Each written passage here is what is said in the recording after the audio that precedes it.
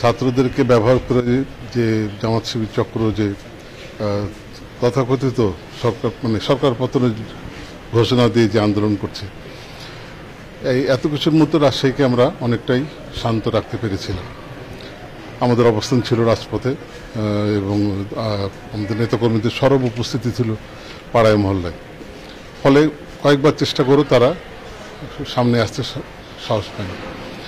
আজকে তারা যেটি করেছে সেটি হচ্ছে তারা বড় আকারের মব এটা তৈরি করেছে শহরের পার্শ্ববর্তী শহরতলির বিভিন্ন রাজশাহী জেলার বিভিন্ন গ্রাম থেকে শিবিরের যে কর্মীগুলো আছে ক্যাডার, তাদেরকে তারা সংগঠিত করেছে, শহরে মুখী করেছে, রুয়েটে জমায়েত করেছে। তারপরে তারা শহরব্যাপী অর্ধেক শহর একটা প্রদক্ষিণ করেছে এবং যাওয়ার পথে সব জায়গাতেই স্থাপনা ভেঙেছে, পুলিশকে নির্মমভাবে আহত করেছে, পুলিশ বক্স আগুন লাগিয়েছে, শহীদ কামরুজ্জামানের যে স্মৃতিফলক আছে তার ছবিটা আছে, ছবিটাতে লাল কালি দিয়ে ছবিটা নষ্ট করেছে।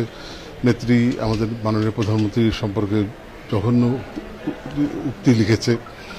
এইভাবে তারা শহরটাকে অশান্ত করতে চায় এবং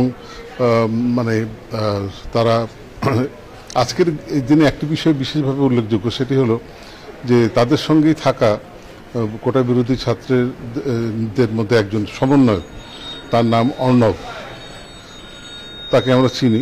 প্রথম দিনই আমরা তাকে পেয়েছিলাম। সেই অর্ণব আজকে যখন ভাঙচুর শুরু করে শিবির কর্মীরা, তখন সে বলে যে আমরা তো ভাঙচুর করতে আসিনি, আপনারা ভাঙচুর করছেন কেন? তারই এক পর্যায়ে অর্ণবকেই তারা বেদম মারধর করে। তাহলে বোঝা যাচ্ছে যে তারা আন্দোলনটা, তাদের উদ্দেশ্যটা কতটা নোংরা এবং কতটা তাদের স্বরূপ উন্মোচিত হয়ে যাচ্ছে। আমার বিশ্বাস যে ছাত্ররা, যারা কোমলমতি ছাত্র, যারা হয়তো না বুঝে আবেগে বিভিন্ন কারণেই এই পথে পরিচালিত হয়েছে, তারা দ্রুতই উপলব্ধি করছে এবং তারা এখান থেকে বেরিয়ে আসবে এবং আমরা সবাই, পুরো জাতি যেটা টের পেয়েছি, সেটা আরও স্পষ্ট হয়ে উঠবে যে এটার পিছনে অন্য কেউ নেই, স্বাধীনতা বিরোধী চক্র তারাই ছিল, তারাই আছে, তারাই এগুলো করছে। আমরা জনগণকে সংগঠিত করছি, দলীয় নেতাকর্মীদেরকে অ্যাক্টিভেট করছি, তাদেরকে এই সময় ঘরে বসে থাকার সময় নয় সে কথা বলছি এবং যার যার মনের কিছু যদি দুঃখ ক্ষোভ থাকে সেগুলো পরে দেখা যাবে। এখন তাদেরকে সকলকে নিজ নিজ এলাকায়, পাড়ায় মহল্লায়, রাজপথে অবস্থান নিতে বলেছি, সেটি কাজ হচ্ছে। আমি বিশ্বাস করি যে আগামী 2-3 দিনের মধ্যে হয়তো সারা দেশেও এটি কাজ করতে শুরু করবে বিভিন্ন জায়গায়।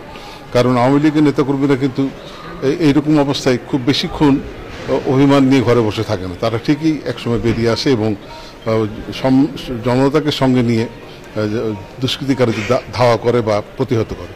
এবারও তাই হবে ইনশাল্লাহ। হ্যাঁ, সকালে গতকালকে জেনেছিলাম রাতে যে সাবেক মেয়র মিজানুর রহমান মিনু, তার স্ত্রী, তিনি একটি কলেজের, মাদার বক্স নামে একটি কলেজের অধ্যক্ষ, তিনি তার গার্জেন হিসাবে তিনি এসে দাঁড়াবেন 0 পয়েন্টে। তো আমাদের মহিলা কর্মী অনেক ছিল এবং আমাদের ছাত্রলীগ যুবলীগের নেতাকর্মীরাও ছিল।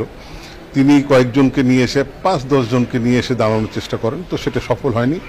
তিনি 0 পয়েন্ট থেকে চলে গিয়ে রেল গেটে, যেখানে তাণ্ডবটা বেশি হয়েছে, সেখানে গিয়ে তিনি এবং তার সন্তান, পুত্র সন্তান, তারা সেখানে এই তাণ্ডবকারীদের সঙ্গে যোগ দেন এবং তার উপস্থিতি এই জামাত শিবিরকে অনেকটাই উৎসাহিত করে। কোনো